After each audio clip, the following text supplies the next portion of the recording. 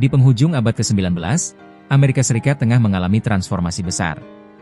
Negara muda itu bergerak cepat menuju era industri modern, ditandai dengan pertumbuhan pabrik, perluasan jalur kereta api, serta lahirnya lembaga-lembaga keuangan raksasa. Di tengah perubahan besar tersebut, muncul satu nama yang pengaruhnya begitu dominan hingga kerap disebut sebagai sosok yang mengendalikan ekonomi Amerika dari balik meja rapat, yakni John Pierpont Morgan atau J.P. Morgan. J.P. Morgan bukanlah pengusaha biasa. Ia dikenal sebagai bankir dan finansier yang berperan penting dalam pembentukan struktur ekonomi Amerika modern. Melalui perusahaan keuangannya, Morgan terlibat langsung dalam restrukturisasi berbagai sektor strategis, mulai dari perkeretaapian, baja, perbankan, hingga listrik dan telekomunikasi. Di masanya, perusahaan yang berada di bawah pengaruh Morgan menjadi yang pertama di dunia dengan valuasi menembus $1 miliar AS. Morgan lahir pada 1837 di Connecticut dari keluarga berada.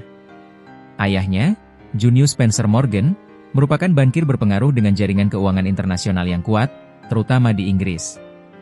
Latar belakang ini memberi Morgan akses pendidikan dan koneksi kelas dunia sejak usia muda.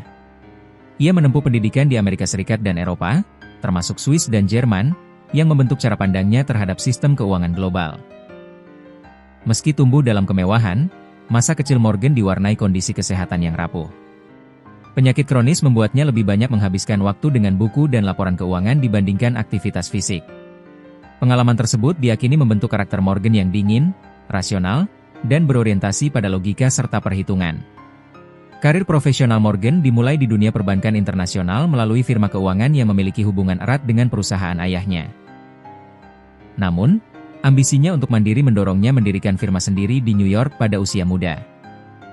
Dari sinilah pengaruhnya perlahan tumbuh, terutama setelah ia menjalin kemitraan dengan Anthony Drexel dan membentuk perusahaan Drexel, Morgan Co., cikal bakal J.P. Morgan Co.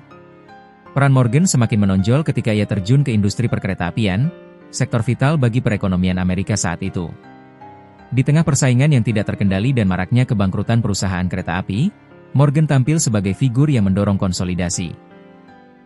Melalui penggabungan dan restrukturisasi perusahaan, ia menciptakan sistem transportasi yang lebih terorganisasi dan stabil. Pendekatan ini dikenal dengan istilah Morganization, yakni proses penyehatan perusahaan melalui kendali manajemen dan keuangan yang ketat. Pengaruh Morgan tidak berhenti di sana. Pada awal abad ke-20, ia menjadi tokoh kunci dalam pembentukan United States Steel Corporation, US Steel, hasil penggabungan Carnegie Steel dan sejumlah perusahaan baja besar lainnya.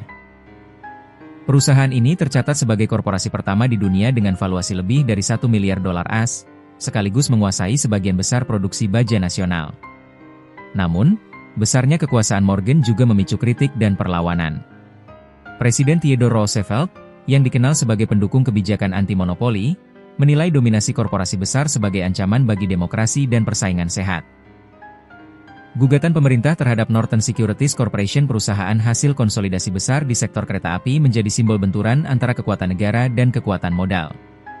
Mahkamah Agung akhirnya memutuskan pembubaran perusahaan tersebut, menandai salah satu kekalahan publik Morgan.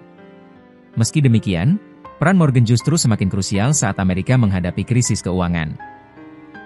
Pada krisis 1895 dan kepanikan finansial 1907, ketika Amerika Serikat belum memiliki bank sentral, Morgan tampil sebagai koordinator penyelamatan sistem keuangan. Ia memimpin konsorsium bankir untuk menyalurkan dana darurat guna mencegah runtuhnya perbankan dan menjaga kepercayaan terhadap dolar AS. Peristiwa krisis 1907 menjadi titik balik penting. Keberhasilan Morgan meredam kepanikan menunjukkan betapa rapuhnya sistem keuangan nasional yang bergantung pada individu, bukan institusi.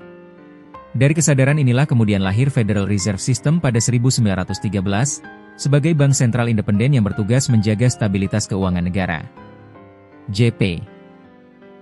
Morgan wafat pada 31 Maret 1913 di Roma, Italia. Ia meninggalkan warisan yang kompleks. Bagi sebagian pihak, Morgan adalah penyelamat ekonomi dan arsitek stabilitas industri.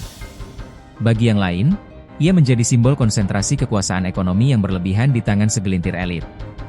Lebih dari satu abad kemudian, nama Morgan tetap hidup melalui JP Morgan Chase, salah satu bank terbesar di dunia. Kisah J.P. Morgan menjadi pengingat bahwa pertumbuhan ekonomi modern seringkali lahir dari persimpangan antara visi besar, krisis, dan perdebatan panjang tentang batas kekuasaan modal dalam sebuah negara demokratis.